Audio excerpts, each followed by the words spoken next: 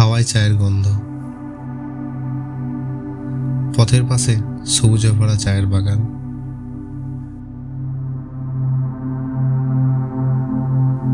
প্রতিটি বাঁক একটা আলাদা রূপ দেখায়। কখনো মেঘে ঢাকা, আবার খোলা আকাশের নিচে বিস্তৃত পাইনের জঙ্গল। সরু রেল লাইনে চলতে থাকা ছোট্ট টয় ট্রেন, কান পাতলেই শোনা যায় ঝর্ণার কলকল ধ্বনি। হ্যাঁ, এটাই নর্থ বেঙ্গল।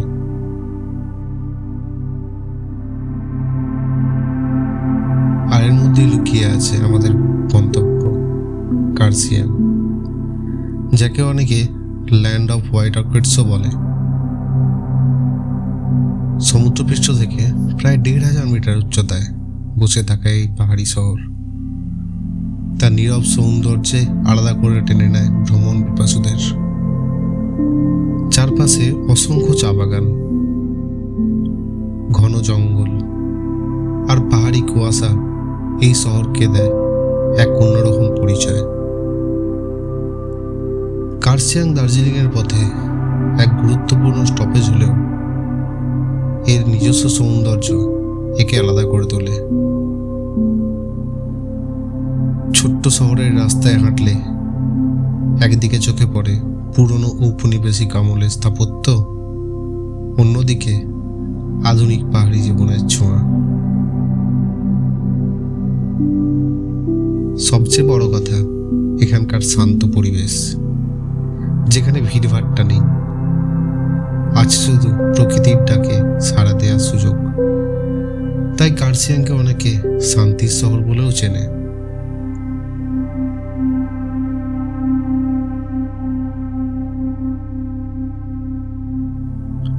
আমাদের যাত্রা শুরু হয় কলকাতার শিয়ালদা স্টেশন থেকে।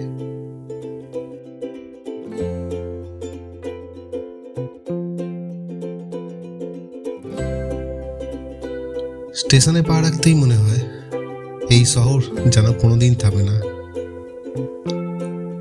লাউড স্পিকারে ভেসে আসে ঘোষণা, চারপাশে মানুষের ভিড়, যেন সবাই নিজের গন্তব্য খুঁজছে। সেই ভিড়ের মাঝেই আমরাও পা বাড়াই আমাদের স্বপ্নের পথে, দার্জিলিং মেল ধরতে।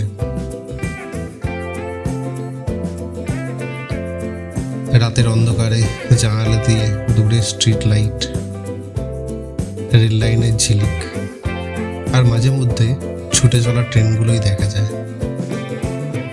কিন্তু ভোর হতে না হতেই ধীরে ধীরে সূর্যের আলো ট্রেনের জানালা ভরিয়ে তোলে। চোখে পড়ে ছোট্ট ছোট্ট গ্রাম, সবুজ মাঠ আর রেল লাইনের পাশে ছুটে চলা জীবন। তখন মনে হয় এক নতুন সকাল, এক নতুন সতেজতা, যেন সবকিছু নতুন রঙে ঝলমল করছে। সারা রাতের ভ্রমণ শেষে ভোরের আলো ফোটার সঙ্গে সঙ্গে এসে পৌঁছালাম শিলিগুড়ির এনজেপি স্টেশনে। ট্রেন থামতে জানালার বাইরে ভেসে উঠল এক অন্যরকম দৃশ্য। প্ল্যাটফর্মে লোকজন ব্যস্ত, তবু কলকাতার মতো বাতাসে শহরের ধুলো কম, বরং হাওয়ার সঙ্গে ভেসে আসছে পাহাড়ের স্নিগ্ধ গন্ধ। দার্জিলিং মেলের যাত্রা যদিও এখানে শেষ হয়, কিন্তু পাহাড়ের আসল ভ্রমণ এখনই শুরু হচ্ছে।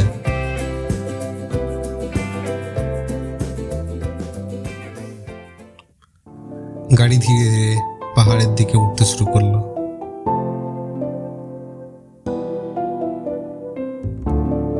পাহাড়ের সামনে পৌঁছতেই মনে হলো এক অদ্ভুত অনুভূতি ভর করেছে।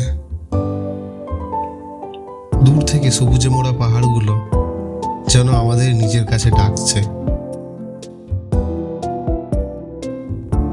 আর যেই দৃশ্যটা সামনে এলো, তাতে পুরো ভ্রমণ যেন এক নতুন আলোয় ভরে উঠল। সত্যি কথা বলতে কি, যতবারই এখানে আসি প্রতিবারই সেই একই অনুভূতি আবারও ফিরে আসে।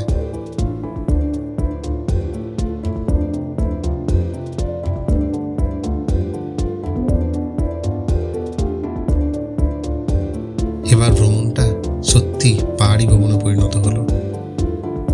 আঁকাবাঁকা পথ, দুই পাশে ঘন গাছপালা, আর মাঝে মাঝে কুয়াশার হালকা চাদর যেন পথ ঢেকে দেয়। প্রতিটি বাঁকে মনে হয় যেন এক নতুন গল্প শুরু হচ্ছে। শহরের কোলাহল অনেক দূরে ফেলে এসেছি, আর পাহাড়ের নীরবতা এখন নিজের অস্তিত্বের কথা মনে করিয়ে দিচ্ছে। রাস্তায় আমরা এমন এক জায়গায় থেমে গেলাম যেখানে মনে হচ্ছিল মেঘগুলো যেন আমাদের পাশ দিয়েই বয়ে যাচ্ছে। ঠান্ডা হাওয়া মুখকে আস্তে আস্তে ছুঁয়ে চলে যাচ্ছিল, আর নিচে বাঁকানো পাহাড়ি রাস্তা স্বপ্নের মতো ঝকঝকে দেখাচ্ছিল। সেখানে কিছুক্ষণের জন্য দাঁড়িয়ে মনে হলো জীবনের আসল শান্তি হয়তো ঠিক এখানেই কোথাও লুকিয়ে আছে।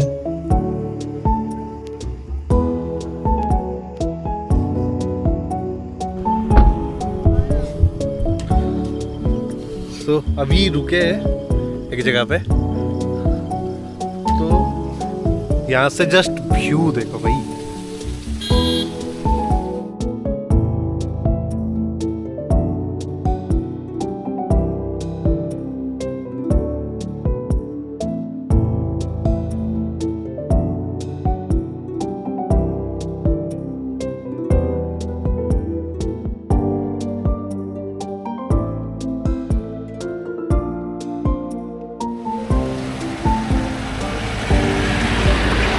Feels like foggy weather, but बहुत बढ़िया वेदर है। दिल गार्डन गार्डन हो गया। बहुत मस्त वेदर है भाई।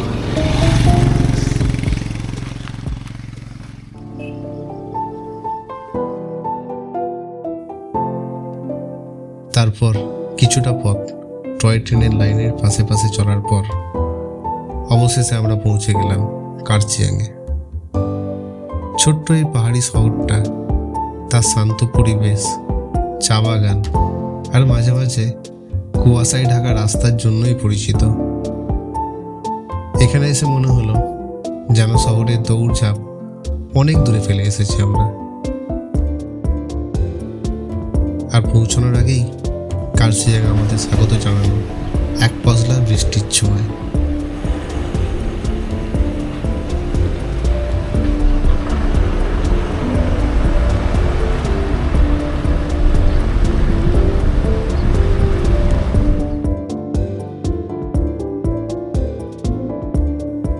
সন্ধ্যা নামতে নামতেই আমরা বেরিয়ে পড়লাম কার্চিয়াংয়ের স্থানীয় বাজারের দিকে পাহাড়ি মোমোর স্বাদ চেখে দেখতে।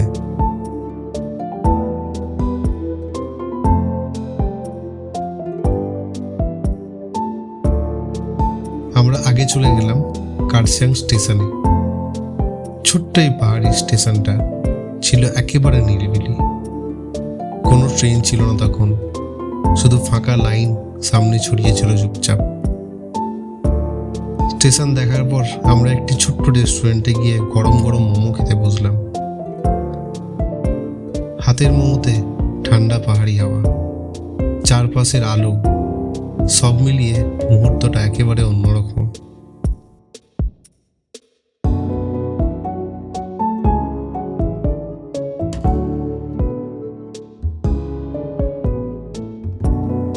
ফিরে আসার পথে রাস্তা যেন একেবারেই মেঘে ঢেকে গেল।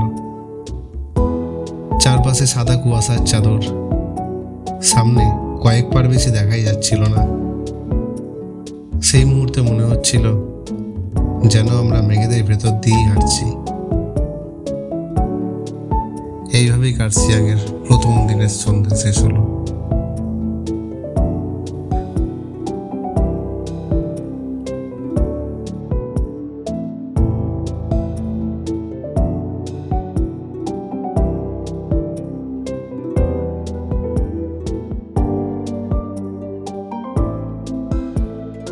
পরের দিন আমরা প্রস্তুত হলাম কিছুটা সাইট সিন করার জন্য।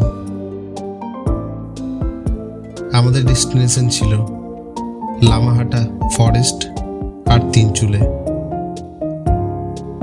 সেই মতোই বেরোনোর প্ল্যান করলাম, কিন্তু মেঘের মুখ ভার,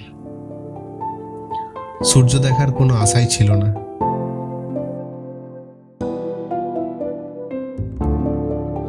So it's 8:30 right now. अभी मतलब क्या बोले यार, सुबह से वेदर का कंडीशन देखो, दिस इज द वेदर। थोड़ा सा भी धूप अभी तक नहीं निकला है, ऊपर की तरफ थोड़ा खाली हो रहा है, मे बी थोड़ा सा लेट होगा ना तो ये वेदर थोड़ा बेहतर हो जाएगा, आई होप। देखते हैं, कल शाम को ऐसा लगा कि खाली हो जाएगा बट नहीं हुआ। अभी निकलेंगे हम लोग, गाड़ी आ रहा है, लगभग 10 बजे हम लोग निकलेंगे यहाँ से, तो फिर देखते हैं कहाँ कहाँ घूम के आते हैं। ঠিক বেরোনোর সময় বৃষ্টি নামলো, টিপ টিপ ফোঁটা পড়ছে পাহাড়ি পথের পাথরে, আর মেঘের চাদরে চারপাশ ঢাকা পড়েছে।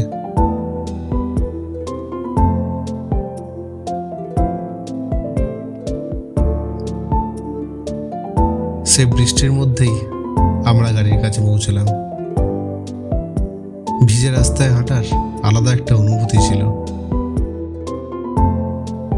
পাহাড়ের হাওয়া, কুয়াশা আর মিষ্টির মিলনে এক স্বপ্নের মতো মুহূর্ত। গাড়ি চলতে শুরু করার সঙ্গে সঙ্গেই বৃষ্টি থেমে গেল, কিন্তু রাস্তার সৌন্দর্য যেন আরো বেড়ে গেল। ভেজা গাছপালা থেকে জল ঝরছে, বাঁকানো পাহাড়ি রাস্তা মেঘে আড়াল হয়ে আবার মিলিয়ে যাচ্ছে। দুই পাশে ঘন বন, কুয়াশার পাতলা চাদর, আর বাতাসে ভেজা মাটির গন্ধ। সব মিলিয়ে মনে হচ্ছিল আমরা যেন অন্য এক জগতে প্রবেশ করেছি। পথের ধারে ছোট্ট ছোট্ট পাহাড়ি ঝর্ণা ঝরে পড়ছে, তার একটায় আমরা থামলাম। মেঘ যেন পুরো পাহাড় ভরে দিয়েছিল, আর সেই দৃশ্য একেবারে মায়াবী। ঝর্ণার শব্দ আর পাহাড়ি বাতাসে ভিজে থাকা পরিবেশ আমাদের কয়েক মুহূর্তের জন্য থমকে দিল।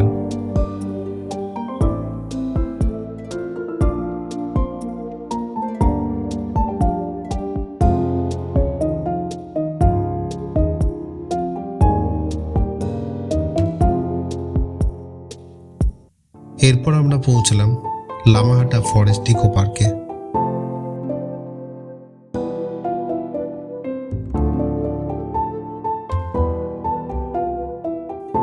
কার্সিয়াং থেকে প্রায় ৩৯ কিলোমিটার দূরে ১.৫ ঘন্টার পথ পাড়ি দিয়ে এসে যেন একেবারে ভিন্ন এক জগতে পৌঁছলাম।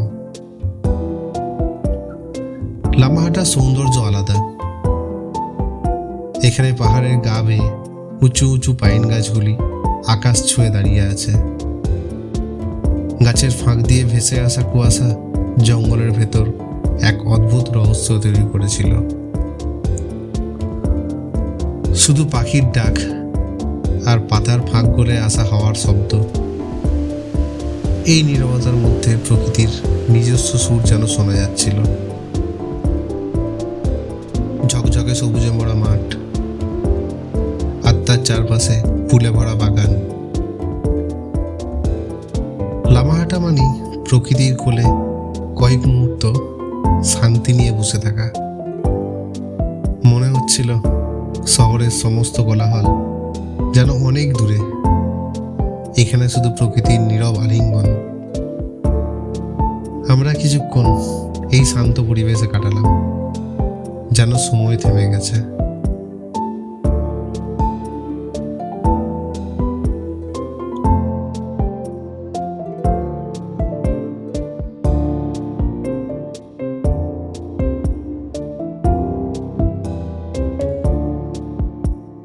লামাহাটা ঘুরে আমরা চললাম তিনচুলে ভিউ পয়েন্টের দিকে। প্রায় ২০ মিনিটের পথ। পাহাড়ি রাস্তায় যখন গাড়ি এগোচ্ছে, হঠাৎ করেই চোখে পড়ল এক পরিচিত নাম, ঘুম স্টেশন।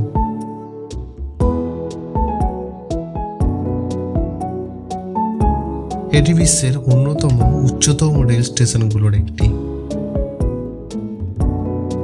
আর এই এত উঁচুতে থাকার কারণেই মনে হচ্ছিল যেন মেঘ চারিদিক ঘিরে রেখেছে এই ছোট্ট স্টেশন থেকে, যেন মেঘ চারিদিক থেকে ঘিরে রেখেছে এই ছোট্ট স্টেশনটিকে। ছোট্ট প্ল্যাটফর্ম, সরু রেল লাইন, আর চারপাশে মেঘে ঢাকা পাহাড়ি পরিবেশ, সব মিলিয়ে মনে হচ্ছিল আমরা যেন আকাশের মাঝেই এক রেল স্টেশন খুঁজে পেয়েছি। ট্রেন সেই মুহূর্তে ছিল না, তবুও এই জায়গার আবহাওয়া আর নীরবতা এক অদ্ভুত আকর্ষণ তৈরি করেছিল।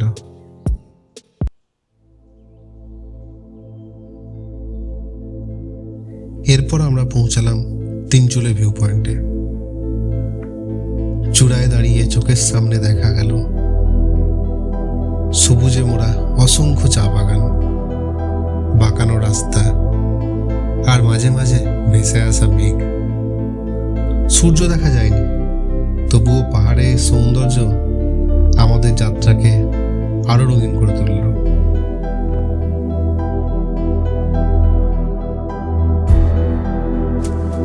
একটা দিন শুরু হয়েছিল বৃষ্টি ভেজা সকালে। পাহাড়ি পথ, মেঘে ঢাকা বন আর ঝর্ণা সুরের সঙ্গে আমরা চলেছিলাম। দিনের শেষে আকাশ পরিষ্কার হলো, ড্রোনের চোখে ধরা পড়ল পাহাড়ের আসল রূপ, আর সূর্যাস্ত যেন সেই দিনের ক্লান্তিকে রাঙিয়ে দিয়ে গেল নতুন এক শান্তিতে।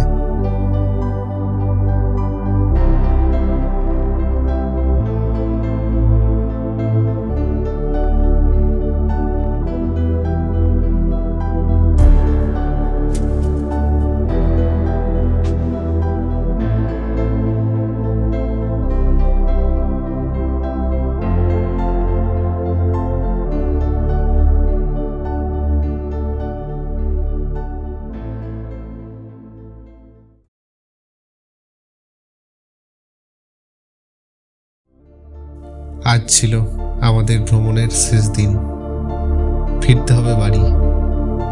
কিন্তু তার আগে কয়েকটা জায়গা ঘুরে দেখার পরিকল্পনা ছিল।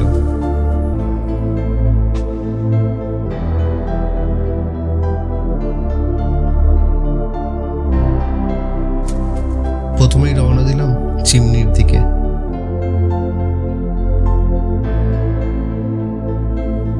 কার্শিয়াং থেকে চিমনি রাস্তা একেবারেই ভোলার মতো না। সরু পাহাড়ি পথ, দুপাশে সবুজের কোথাও আবার মেঘ নেমে এসে পুরো রাস্তাকে ঢেকে দিচ্ছিল।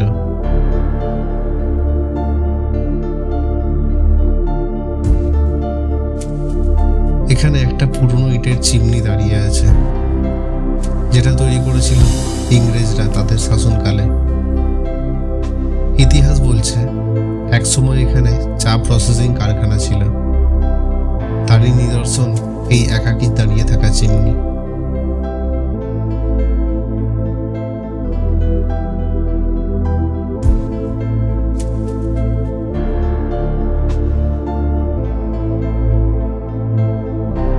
চারপাশে পাহাড়ি গ্রাম, সরু রাস্তা আর নীরবতা, সব মিলিয়ে জায়গাটা যেন সময়কে পিছিয়ে দেয়।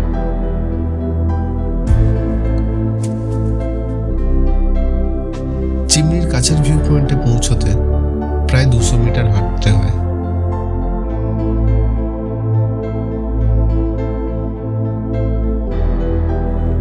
সেই ছোট্ট ট্রেকের রাস্তা ছিল পাইন আর শ্যালো গাছের মোড়া আর কুয়াশায় ঢাকা।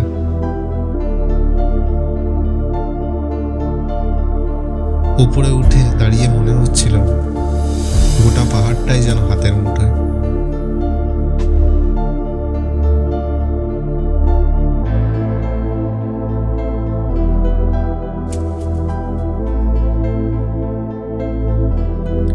তারপর আমরা এগেলাম ডাউহিল ফরেস্টের দিকে। রাস্তা ছিল আঁকা বাঁকা, দুই পাশে বিশাল বড় বড় পাইন গাছ, বৃষ্টি ভেজা মাটির গন্ধ, কুয়াশায় মোড়া বন আর হালকা ভয়ের অনুভূতি। সব মিলে পথটা মনে হচ্ছিল সিনেমার মতো। ये है डाउहिल फॉरेस्ट, इसको लोग land of the headless boy भी कहते हैं। ডাউহিল ফরেস্টের নাম শুধু সৌন্দর্যের জন্য নয়, বরং এর ভয়ঙ্কর খ্যাতির জন্য।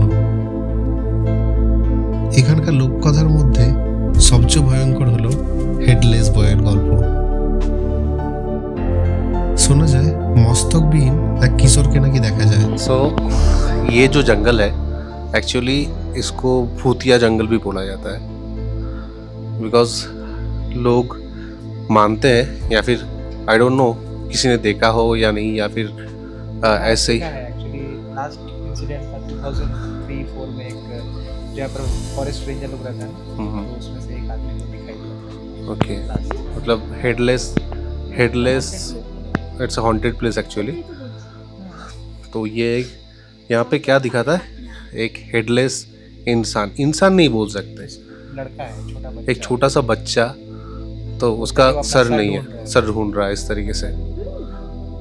तो ये जो यहाँ पे सुनाई पड़ता है, आई डोंट नो कितना सही है कितना गलत है, क्योंकि मैं इसका तह तक जाने के लिए रेडी नहीं हूँ, because I also worried about my life.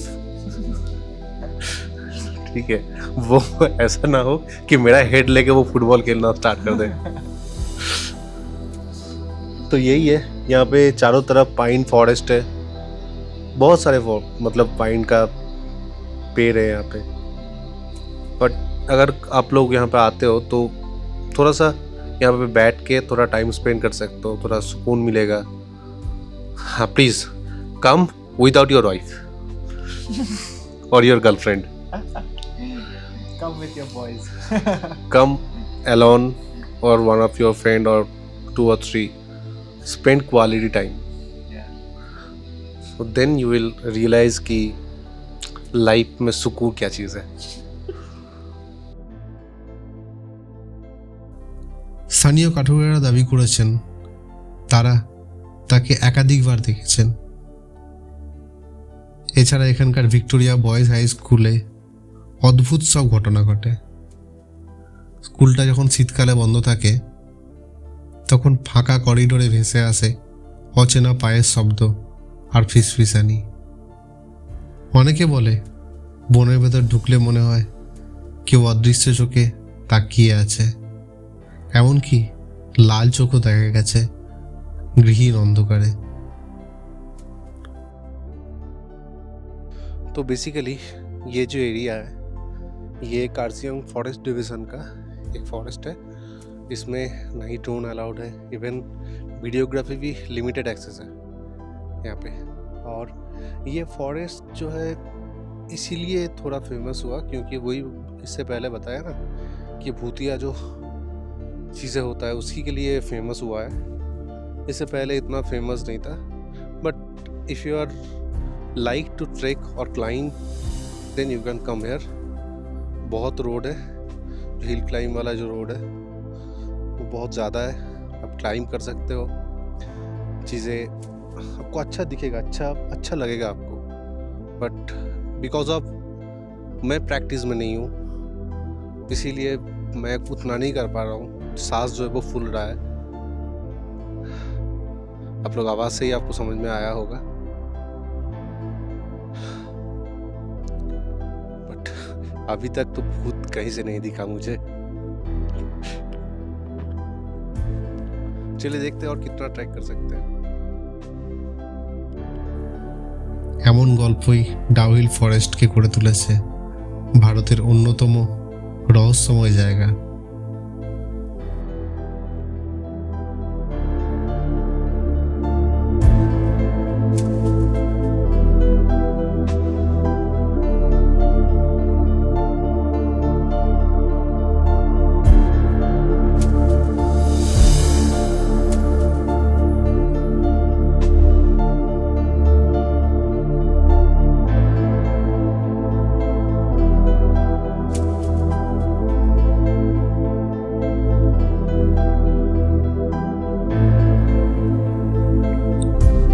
শেষে আমরা পৌঁছালাম হনুমান চক। এই রাস্তা দিয়ে আসার সময় পাহাড়ি শহরে আলাদা চেহারা চোখে পড়ে। কখনো সরু সরু বাঘ ঘুরেই হঠাৎই খোলা আকাশ, কখনো আবার মেঘে ভিজে যাওয়া পথ। হনুমান চকে দাঁড়িয়ে চারপাশের পাহাড় আর শহরের ব্যস্ততা একসাথে ধরা দিল। একদিকে শান্ত প্রকৃতি, অন্যদিকে মানুষের কোলাহল। বিকেল নামছিল, আলো ধীরে ধীরে ফিকে হয়ে আসছিল। আমরা জানতাম এই ছিল শেষ দিনের সফর, কিন্তু পাহাড়ি রাস্তায় কাটানো প্রতিটি মুহূর্ত, মেঘে ঢাকা জঙ্গল আর ঝর্ণার সুর, সবই থেকে যাবে স্মৃতিতে, বারবার ফিরে আসার ডাক দিয়ে।